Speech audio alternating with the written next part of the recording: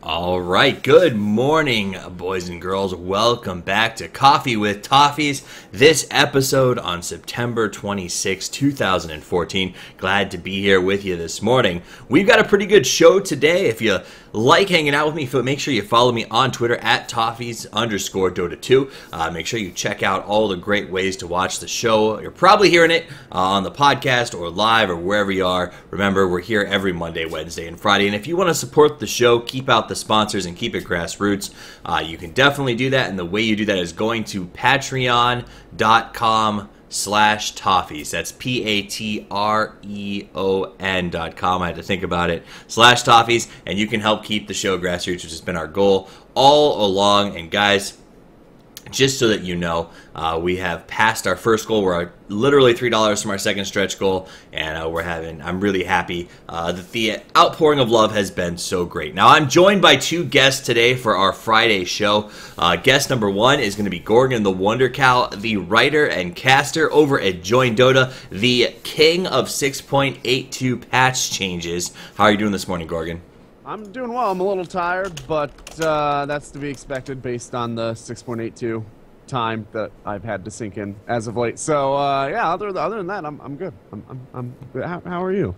I'm good. It sounds like you haven't gotten nearly as much sleep as you would like over the last few days, which I think is going to benefit all of us when we talk a little more about the patch notes coming up later in the show today. Second guest is going to be Feedernoob, the Queen of Cosmetics. I think I'm the one that styled her that, but I think it's the name that I'm going to keep on using because it makes me laugh. And she's here bringing us all the talk of the new items that came out with this big patch. How are you doing this morning, Feeder? I'm pretty well rested, actually, and I'm not going to stop you from calling me that. I'm okay with it. You would be well rested. So we've got two sleepy and one well rested. So lucky Feedernoob here, as I did get to spend some extra time with my son this morning. So we're all staying peppy as best we can. It's official. It's definitely coffee time. All right, let's get right into the news because we've got a big show today. First and foremost, pro news. What we're going to start out with, and that is Tong Fu right now. So retired pro Zhao, I think it's Zhao 8 is how you say it, returns for a one tournament engagement. He is quote unquote on rent for I-League right now, and I think that's a pretty interesting story. Basically, from what I understand and what I've read, YYF is in the hospital. He can't play for personal reasons, so Zhao was willing to step in for I-League to kind of relive some glory and help Tong Fu perform very, very well. So let me get your opinion real quick on that return, Gorgon. It's going to be nice to see him playing again, quite honestly. He's an amazing player, and the fact that we were slated to not see him play anymore was sad to me. I'm glad to see him come back, even though the idea of him coming back kind of takes away from the whole concept of a retirement. A lot of Dota players do that very frequently, as it turns out. So whatever, I like it. I will be happy to see him playing some games. Absolutely. Speaking of which, MSS, who was also retired and then came back for ESL on a rental engagement, is also back into retirement after some unfortunate games yesterday. So it's not uncommon to see the pros come out for sort of one tournament hurrahs, if you will, and this is no exception in Zhao 8's situation. Maybe a little more understandable because he's helping out a buddy who's stuck in the hospital in the team. He doesn't want them to suffer. Second one that I think a lot of folks don't know about because it wasn't really in the news or talked about at all is CNB, the South American team, who I would say has been one of the competitive teams coming out of South America for this, like, what I would say up-and-coming group. Has a completely new roster as of the beginning of this month. So basically what happened is the team that previously was CNB left and became Pain Gaming, and CNP hired an entirely new roster that became active on the 16th, so a little over a week ago. And so far, they're looking very good. They did a great job last night and took home the win in SCS. I've seen them pop up in a few other amateur practice tournaments. Expect to see them re-entering the larger tournament series, I think, in the next couple of weeks. So a little fun information for you there that I don't think ever even made it to Reddit. Yeah, they're just not as Right. active a team to get that much attention Mm-hmm. in the English region at least, and that's probably why. Exactly. But we like to cover all of North and South, and I like the new emerging markets, so we'll talk about it. Tournament news is the next one. There's a lot of stuff in here. So the first thing we're going to talk about is I-League. It went on, and so first off, this is the first LAN tournament that got to be played in 6.82. It's underway, halfway through the tournament. The new patch comes out, and they've got to shift and make some changes, and that's exactly what they do. In fact, we saw PR and Virtus Pro. So Power Rangers and Virtus Pro, the Western representatives in the I-League, were actually knocked out on day one. So I-League is now for the Eastern teams. And in fact, I feel sort of bad because PR was knocked out round one, and now they're playing in ESL for their life from China. So they're actually playing right now as we speak with the Great Firewall of China to make their game even more difficult for them.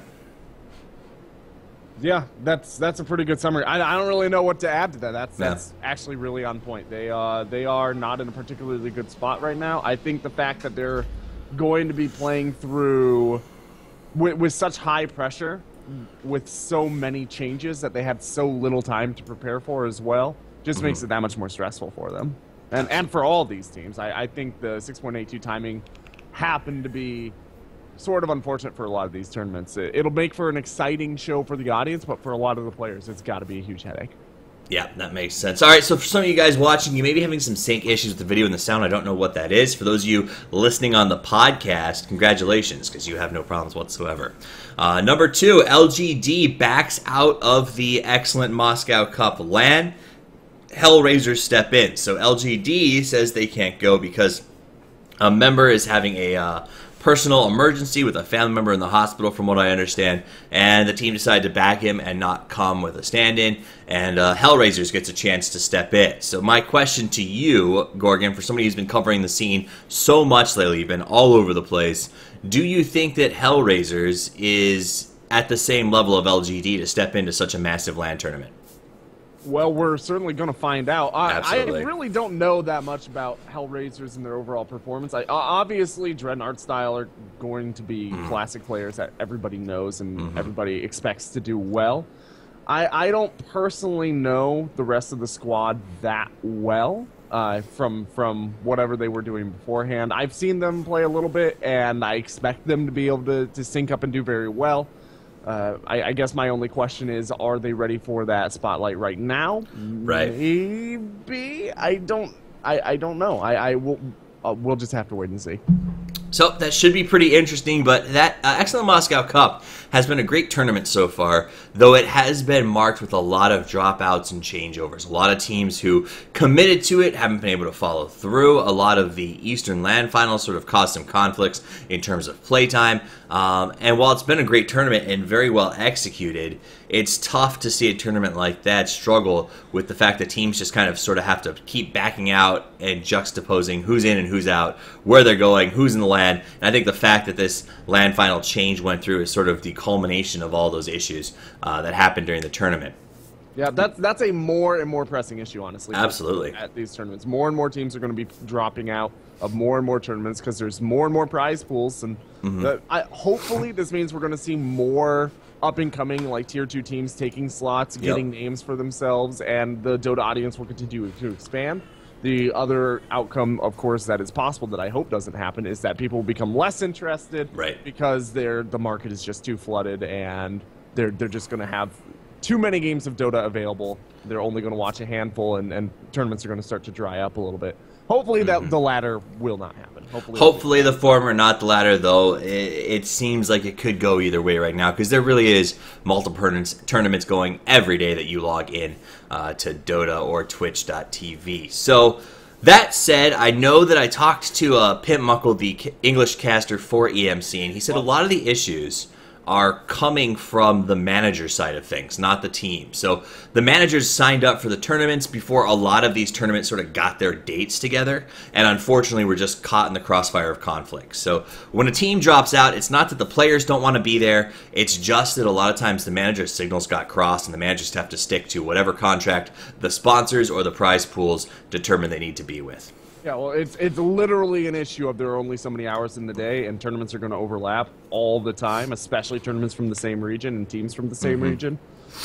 It's to be expected at this stage. This is one of the reasons that I am a fairly vocal supporter of getting at least one centralized league.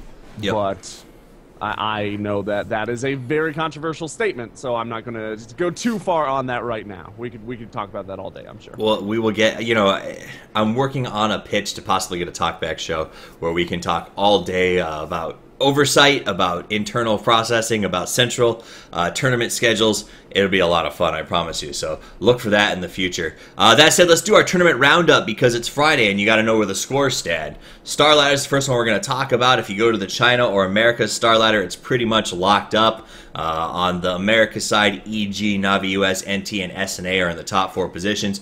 EG and SNA play today, but they're playing each other, so either way, they stay in the top 4. VG, Newbie, HGT, and LAI are in the top 4 over on China, and the teams that are a little less determined, there's no green markings, basically. No one's clinched any spots. Is Southeast Asia, where Titan, XCTN, and Johnny Plus 4 look pretty gosh darn comfortable. Invasion dealing with Arrow as those two slog it out for the last spot. Everyone else sort of struggling to keep up. Over in Europe, we've got Team Tinker up on the top at 10. Na'Vi, Cloud9, and Secret sitting in the top 4 positions. Empire, however, is knocking on the door, trying to knock out Secret Team. That said, I don't know if it's going to happen, as Empire's already played 12 and Secret Team's only played 9. So basically Empire has a huge game advantage and not the point advantage to stay in front. Yeah, it's mathematically possible, but it's not very likely. Exactly. At this stage in the game, especially considering how well Tinker's been playing. They've really come out of the gate as a new team of old players that has demonstrated how strong, once again, this new team of old players concept can really be. Absolutely. So that's the lineup. That's Star Ladder as it stands now. That should be getting wrapped up here in the next week. Next update is Dota 2 Champions League. America is solidified from what I understand. We got Navi US, SNA, Pain, and NT up at the top of that list. Over in the European bracket, it is Empire, pretty comfortable at 9 points with 12 played. Team Tinker right behind them at their 13 games, but they do have to worry about Cloud9, PR, and Na'Vi, who are all 1 game in hand, sitting at 6 points. So all of them can tie up with Team Tinker on their next game, making the last stretch very, very tight. So that's the D2CL. The next update after that is ESL 1. That's how many tournaments there are, guys. But ESL 1 right now, the European qualifiers, we've got Cloud9 and Secret Team coming through. PR is playing X Game KZ right now. The winner will go on to face Na'Vi to see if they can qualify, as we'll also see Alliance play Virtus Pro to try and lock up a spot as well. In the American qualifiers, we saw Gerg Squad, the MSS reboot that we got to see. We got to meet here on the show about 2 weeks ago. Lost out to Complexity Gaming in a pretty good match, and they're going to face off against, it looks like, Sneaky Nick's Assassins to try and lock up the last qualifier spot for ESL New York America's qualifiers. So before that game started, because I had the pleasure of doing that game with Gorgon, I want to point out that both Complexity and Gerg were very cordial and said in chat beforehand, I hope whoever advances here gets to go to ESL New York. So they're both being very supportive of each other, and I think that comes from you really want the guy who beats you to win the Super Bowl, you know what I mean?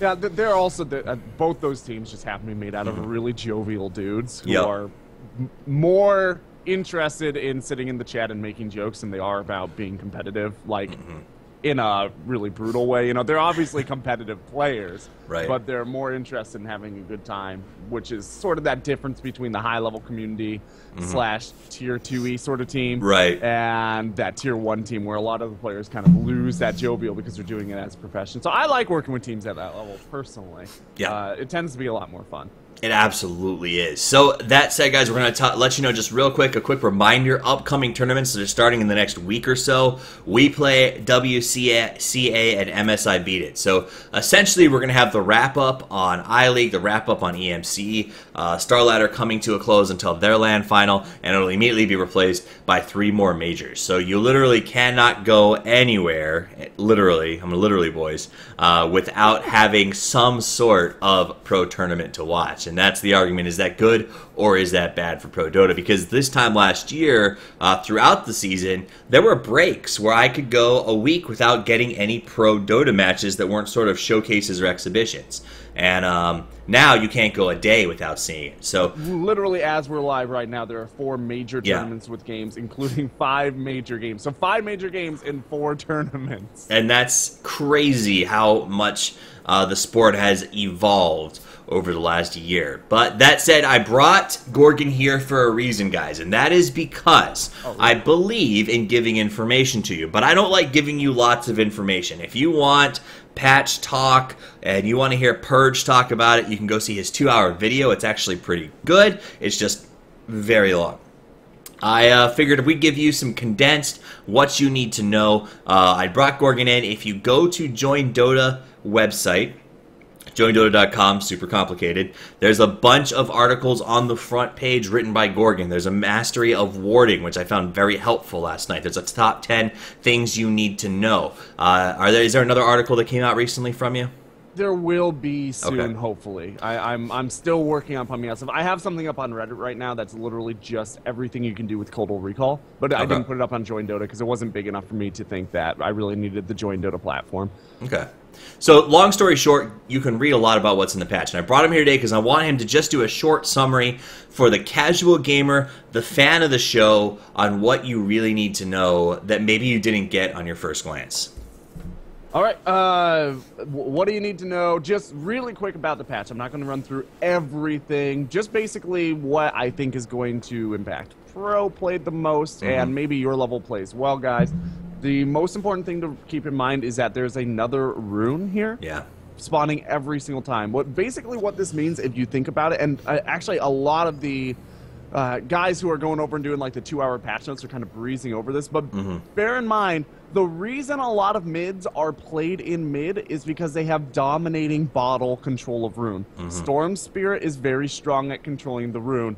Puck is very strong at controlling the rune. Queen of Pain is very strong at controlling the rune. At this point in time, with 2 runes out on the table, what that means is it's going to make much more viable the already viable mid laners who are melee and bottle dependent, like the Alchemist, the Naga Siren, the Lycan, Dragon Knight, yeah, heroes like that. And a lot of more heroes are going to be able to be experimented with out of this mid lane if you want to, because you're going to have the guarantee safety blanket of this extra rune that's always spawning. The other thing about that is you're going to see a lot more, at least I suspect at the high levels of play, you're going to see a lot more roaming support and a lot less of this 3-1-1 style gameplay. Yeah. Think about, one of the examples that I heard somebody saying was a bottle first Mirana. You run a bottle first Mirana, she gets that huge damage output with the Sacred Air. Runner with somebody like a Shadow Demon. She can immediately, every 2 minutes, be guaranteed to get a rune if she's willing to go and wait at one of the rune spots, which she can. And with the changes to experience, it does not matter as much if she's out of lane, because the better her opponents do, the more they're going to be punished for allowing themselves to be ganked by. So these roaming supports are going to be much more effective than they already are. Plus, you can now get from one side of the map to the other side of the map behind tier 2s on either side with Smoke of Deceit. Without being seen by towers, without being taken out by heroes. You can go straight through behind the tier 2s. If you have an invisibility rune, you can also go straight through behind tier 2s. You no longer are going to have to go within true sight of any of the towers or the heroes. So, those are huge changes.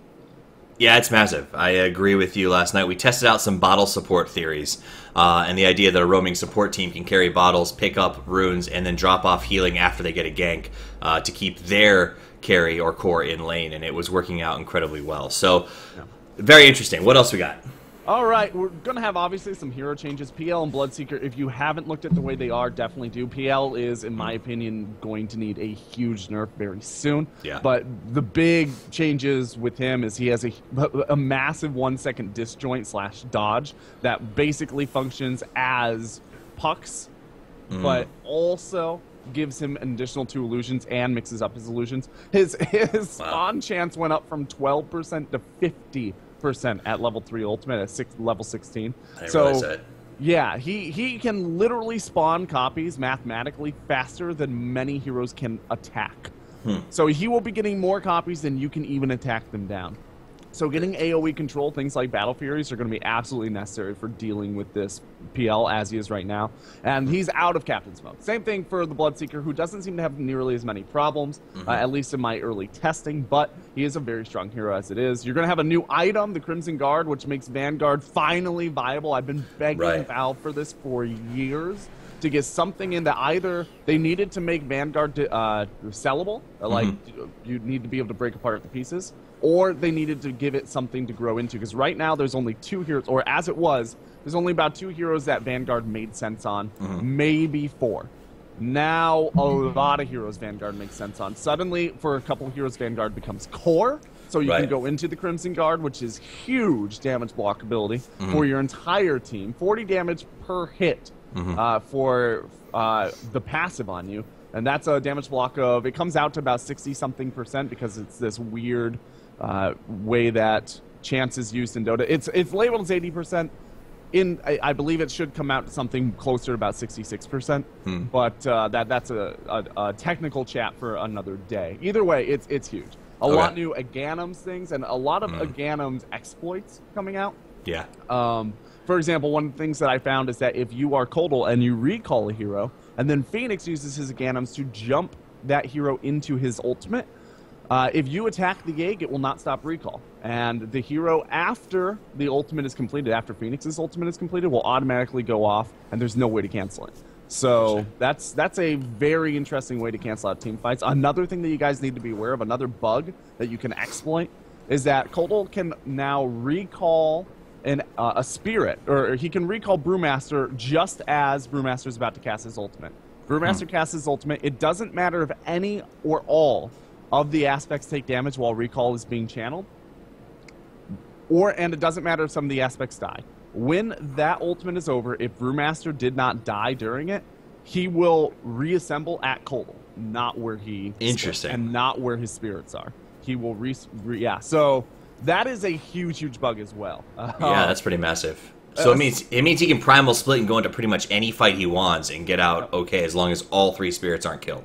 Yeah, exactly. Wow. And that is huge, especially in the day where now we have these mechanic changes that people are talking about as well. Where if you are way ahead, if you're a Brewmaster who's killing it, you have very limited options to be safely going into your opponents for these big playmaker sort of moves. And if you've got a Kodal on your team, you can. That seems like something that's going to be patched to me, because it does not seem to be working as intended. But it is how it is working now. So I did get a mini patch this morning when I logged in, so maybe it's already underway. Another point or two that you want to make, or do you think that pretty much covers some of the necessities that you need to be aware of?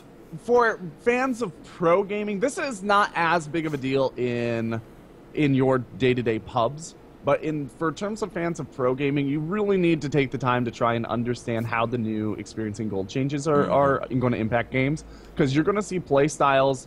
My fear is that what we're going to see in these big events where teams haven't really gotten used to new mechanics is that teams are either going to play on habit the way that they've been playing, and it's going to create very exciting games but very frustrating games for fans and teams. Or teams are going to overreact, which is what Nahaz's concern is if you read his blog on the Join Dota. The teams might overreact, overemphasize the changes that these experiencing and gold swings are going to make, and then play hyper conservatively through the late game. I tend to agree with Nahaz a little bit. I don't think now is the time for these changes necessarily. I don't think that they needed to come with this. I don't think it's the end of the game as we know it, but there are a lot of good reasons to be concerned about the fact that The gold is now. I personally, I think that if they wanted to window the game to be more exciting in the mid game, which is what they've been trying to do, they made the towers more difficult to knock down. The tier 1s can all be glyphed now. They made them worth less bounty, making steamrolling off those tier 1 towers more difficult. But they also made it so that teams are going to be less enthusiastic about doing big engagements here in the mid game.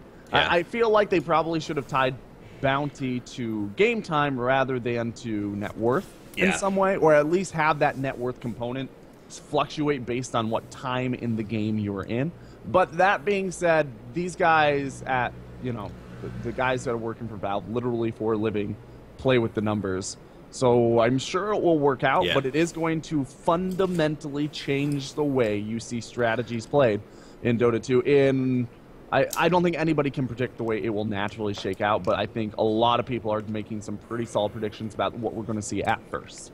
Yeah, and I think that's the exact point. It's going to change the way that Dota's played. There's some massive swing, and most importantly, guys, for you to keep in mind, it's going to change the way that pubs are done. So if you're a pub player like most of us are at our level, keep in mind that the idea, and Hani actually just tweeted this out, that a 5 carry team, in the old days you'd go, ha, easy win for me, isn't necessarily, because if your team gives up 1 or 2 team wipes, they're right back in the game. So remember, from now on, when someone starts raging at the 6-minute mark and says we've lost, just remind them that Nahaz wrote an article on Join Dota that explains they didn't really lose. And hopefully they'll go over and check it when they're dead, because they're terrible players anyway, and find out that, oh, we haven't lost, and come back and try even harder. So thank you to Gorgon for those updates. I think that was great. Make sure you check out the blogs. The warding blog especially, very, very helpful. The whole landscape has changed. You got to know how to ward it. And that takes us to Feedernoob, the Queen of Cosmetics, who's here, who is excited. I got to watch her new unboxing video. You can catch over on her YouTube site. And where is that YouTube site so we can find you, Feeder? If you go to YouTube and search Dota 2 Feedernoob, you should find me. Dota 2 Feedernoob. And now tell me, what is it that we got going on today? Alright, so I'm just going to talk a little bit about that box. It is called the Treasure of the Forged Fury. Mm-hmm. And there's a couple really sets that I want to highlight. They're pretty sexy. The Omni Knight set basically looks like a young, hot Theoden. Yeah. So, Omni fans, it's called Armor of the Stalwart Soul. And I just want to say, I do unboxings. Mm-hmm. But if I were you and you just want 1 or 2 sets, or even just one of the bonus rewards, just go to the Steam Market. It's a lot more efficient to do that. That Omni set's amazing. It's gorgeous, and it looks fantastic in game too. Do you happen to know who designed that off the top of your head by any chance? I do not. Okay. Whoever it was, if you happen to watch the podcast, muchos props, because that is a gorgeous set. The detail on it is incredible. Yeah, it's clearly someone really thought about the little parts of that. So go get it. Go get it. What's number 2?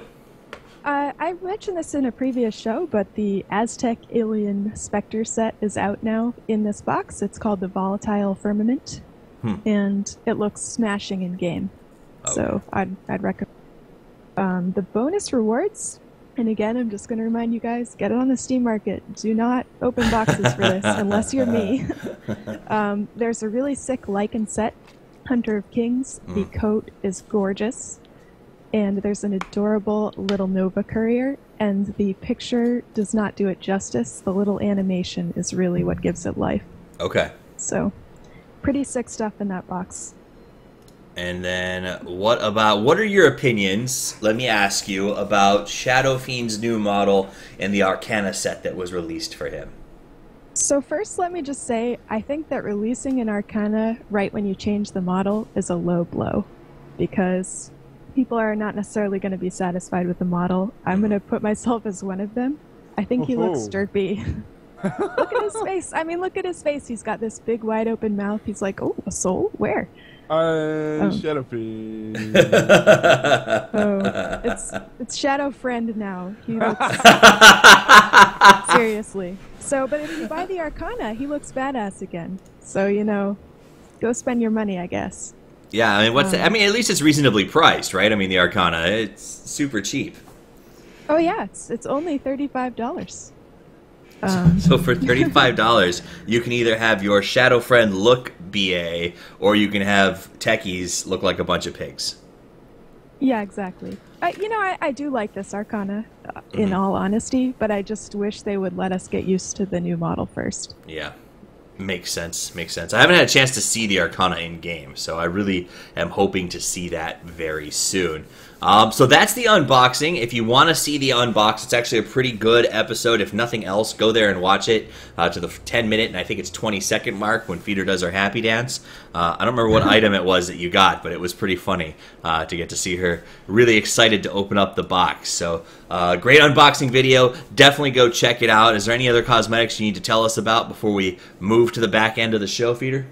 There are no cosmetics per se, but I do want to mention the new courier change. Yes. It's kind of important. So the person who buys the courier, previously it would be your courier for the whole game. It was like a functioning member of the team.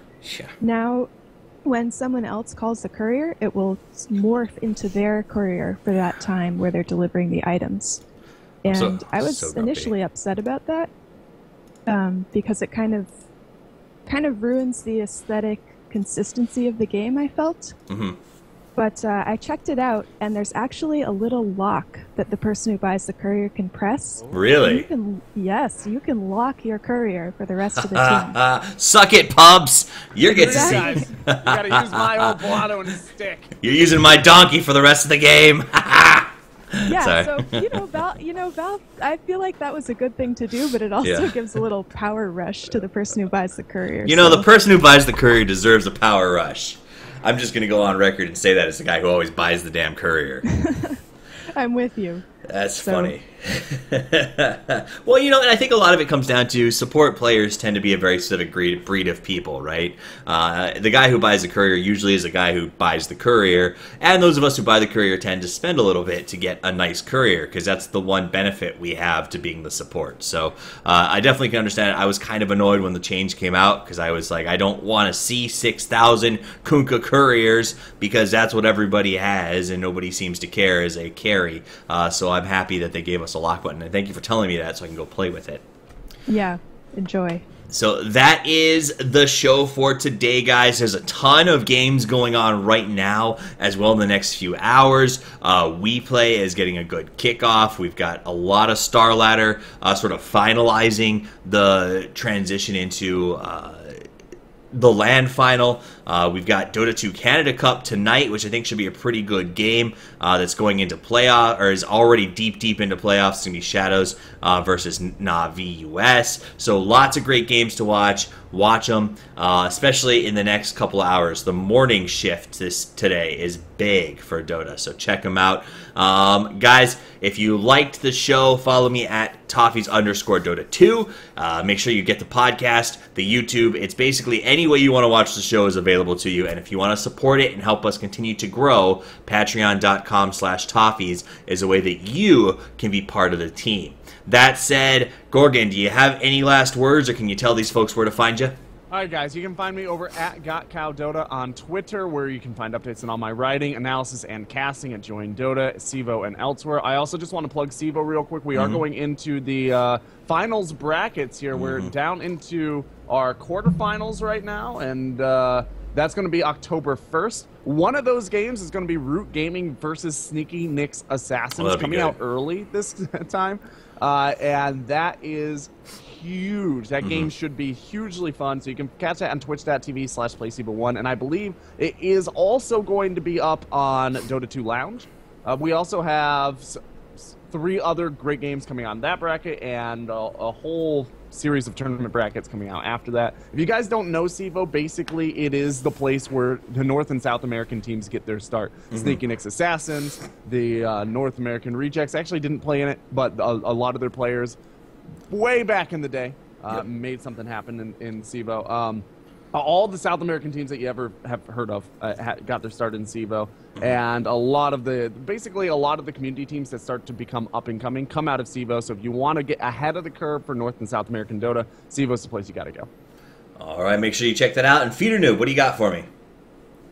Swag on and have a great weekend and a happy Dota Toffees. And you can find her at Feedernoob over on Twitter. Too good to plug herself. Too good. I mean, you already know where to find my videos from today, so it's all right. That's the important thing. We gave you the videos. It sound like you know where to find your videos. You just go on YouTube and search me. What is this knowing URLs crap that I have to do now? It's way Am I too long. professional? YouTube, in our defense, YouTube URLs are terrible. That said, though, guys, that's where you can find all of us. Thank you to the fans. I appreciate you guys being here to listen. You're what makes the show possible. A big thank you to the guests. I love having Fridays. I love the environment. I love when Gorgon and Feedernoob stop by the studio. So, guys, I'm going to cut the stream. We'll be back with some music so we can chat a little bit. But as always, Toffees out.